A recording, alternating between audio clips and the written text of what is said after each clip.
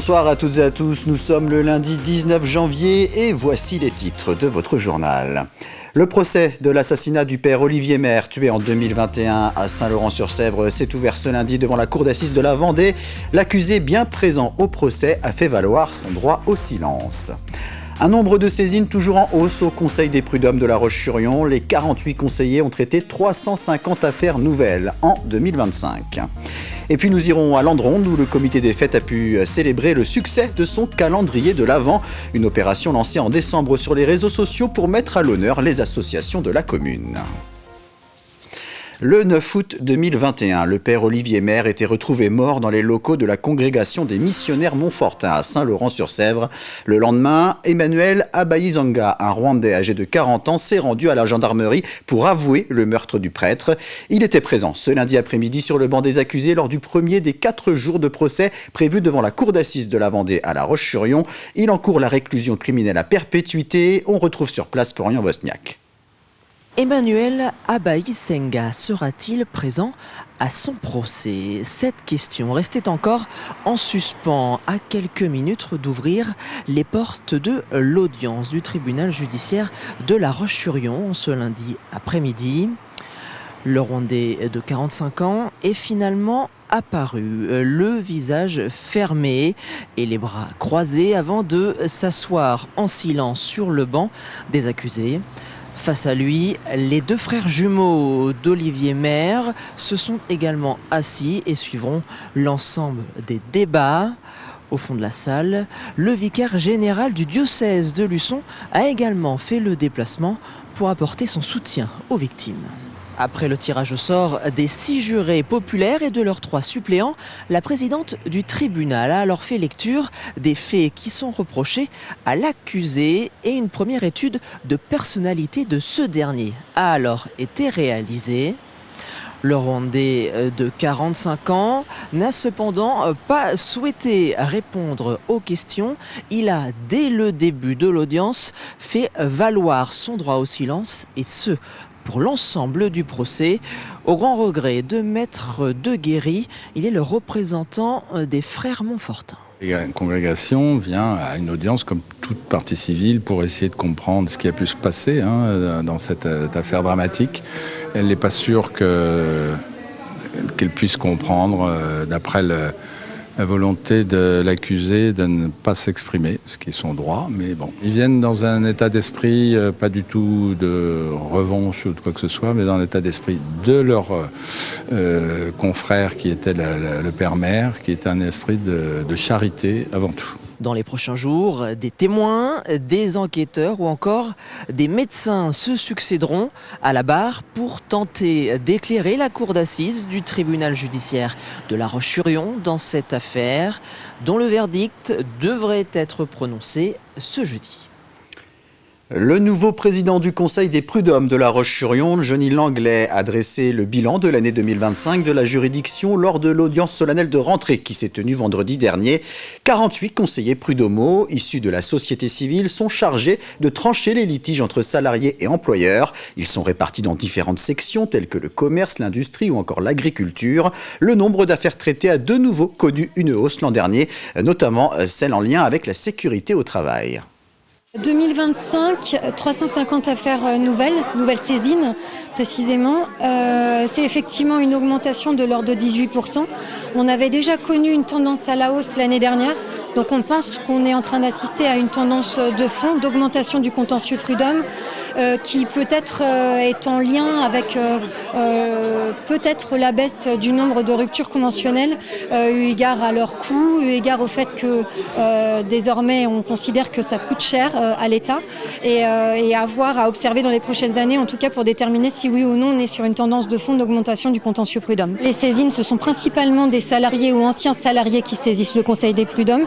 Il peut arriver de temps en temps qu'on ait une saisine par un employeur, mais c'est extrêmement rare, effectivement. On a, je pense, 95% des saisines qui sont liées à une contestation d'une rupture du contrat de travail, principalement le licenciement. Il arrive qu'on ait des saisines autres, mais c'est vraiment minoritaire par rapport au principal.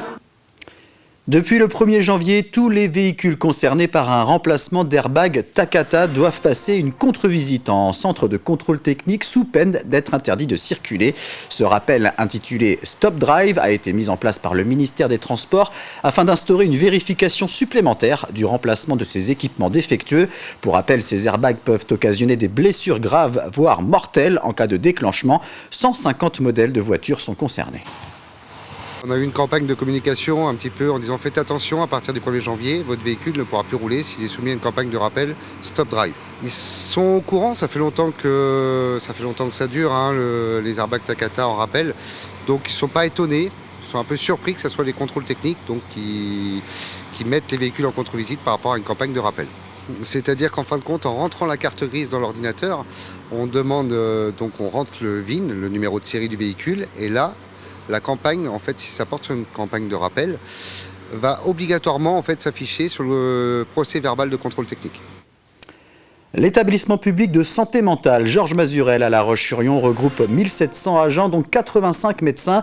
Il couvre toute la Vendée avec environ 18 000 patients, dont 80% d'adultes. Lors de la cérémonie des vœux organisée la semaine dernière, son directeur Philippe Parret a présenté les objectifs de la structure. L'un des principaux est de rendre plus lisible l'offre de soins et les parcours existants. Il a également précisé qu'un nouveau parcours territorial de santé mentale était en cours d'élaboration pour la période 2027-2032 avec plusieurs priorités telles que la prévention, l'accès aux soins ou encore la gestion de crise. Vous pouvez retrouver son interview sur notre site tvvendée.fr. C'est une opération originale et couronnée de succès qui a été lancée en décembre dernier par le comité des fêtes de Landronde, un calendrier de l'Avent numérique mettant en lumière 25 associations et initiatives bénévoles de la commune. Chaque jour, l'une d'entre elles était présentée dans une vidéo sur les réseaux sociaux et un cadeau était mis en jeu. Ce vendredi soir, une cérémonie de clôture a réuni les associations, les partenaires et les lauréats, un moment très convivial auquel Louise Viadget a assisté. C'est un accueil musical pour les habitants de la commune. Ce vendredi soir, le comité des fêtes de Landronde est littéralement passé du digital au réel. Cette vidéo, c'est la première du calendrier, celle qu'on a diffusée le 1er décembre. Et c'est vrai que c'est une vidéo qui est arrivée comme ça, un petit peu sans réelle préparation du public sur nos réseaux. Et elle a suscité quand même beaucoup d'engagement. Donc il y a eu beaucoup de participation, des likes, un engagement assez fort. Du 1er au 24 décembre, une vidéo d'une association égale un cadeau pour un habitant de la commune. Alors 673 participations et un mois plus tard, c'était la remise en main propre des prix. Franchement, moi, pour quelqu'un qui vient ici souvent en vacances pour garder mes petites filles et dire bonjour à mes enfants, franchement, chapeau, une bonne ambiance, bien accueilli. Très bien, franchement. Alors, j'ai gagné un lot avec le Secours catholique, j'ai gagné un énorme panier de légumes et surtout je suis ici en tant que présidente d'une nouvelle association que j'ai créée avec mon mari à Landronde.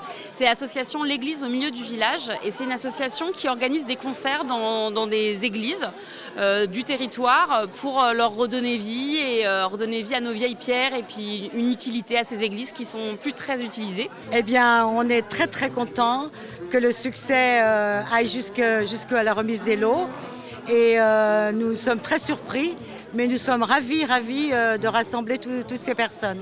Cette soirée était aussi une vitrine pour présenter les événements organisés par le comité des fêtes et les 2500 habitants de Landronde ne vont pas rester sur leur faim dans les mois à venir.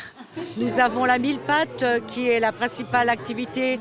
Nous avons des très très beaux chemins à Landronde et nous faisons une randonnée pédestre, donc au mois de mai. Pour continuer ce virage digital, le comité des fêtes souhaite proposer très prochainement une formation aux outils numériques. Thomas Coville et son équipe parviendront-ils à s'emparer du trophée Jules Verne? On le saura dans un peu moins d'une semaine. Le trimaran ultime Sodebo 3 est toujours dans le coup pour battre le record du Tour du Monde en équipage sans escale et sans assistance. Il a franchi l'équateur ce lundi matin à 4h20 heure française avec 20h et 49 minutes d'avance sur Francis Joyon, détenteur du record sur Idexport depuis 2017. Pour réussir son pari, le team Sodebo doit rallier Ouessant avant 20h31 ce dimanche. Mais avant cela, il va falloir contourner l'anticyclone des Açores et affronter une tempête à l'approche des côtes européennes. Nous voilà dans l'hémisphère nord à, je crois, 3h du matin. avec une grosse vingtaine d'heures d'avance sur le fantôme d'IDEC. Ça fait pas beaucoup en termes de distance en milles, ça fait un peu plus de 200 000, je crois 220 000. En revanche en temps, c'est une avance qui est tout à fait honorable. On est très content de cela. On tablait sur un minimum de 24 heures, on est à 21 heures. Les conditions de vent s'annoncent plutôt favorables, on va dire, dans l'Alizé. C'est un soulagement d'être dans ces temps-là à l'équateur avec un nouveau temps de référence au retour. Et voile toujours avec Tim Darny, tout heureux de célébrer le lancement de son nouveau bateau ce samedi au Sables d'Olonne en compagnie de ses partenaires. Le skipper sablé a concrétisé un rêve d'enfant en construisant lui-même ce Mini 650 mis à l'eau la semaine dernière après 2 ans de chantier. Son objectif est de prendre le départ de la Mini Transat en 2027, une course à laquelle il a déjà participé en 2021. Le bateau, c'est un SCO, donc vous le voyez juste derrière, c'est le numéro 1131, ça c'est un numéro qui est attribué par la classe Mini. Donc sa particularité, c'est qu'il est tout en bois avec quelques renforts en carbone. Pourquoi on a fait ça? Pour des raisons économiques notamment. Ça permettait de construire un bateau performant mais à moindre coût. Donc là on est sur 2 ans et demi de chantier, environ 1700 heures que j'ai fait à côté de mon travail, donc sur mon temps libre, le week-end, le soir. Il y a beaucoup de gens qui sont venus m'aider à faire des collages, à placer des morceaux. Il y a pas mal d'entreprises qui sont devenues partenaires, d'entreprises locales. C'est aussi grâce à eux, grâce à leur soutien. On termine avec un mot du Rallye Dakar qui s'est achevé ce samedi. En auto, le Vendéen Ronan Chabot et son coéquipier Gilles Pilot qui disputaient leur 22e Dakar terminent à la 25e place. En moto, le Chalandais Thierry Bétis qui faisait son retour sur le rallye termine 76e. C'est la fin de ce journal. Merci de l'avoir suivi. Je vous souhaite une très bonne soirée sur TV Vendée.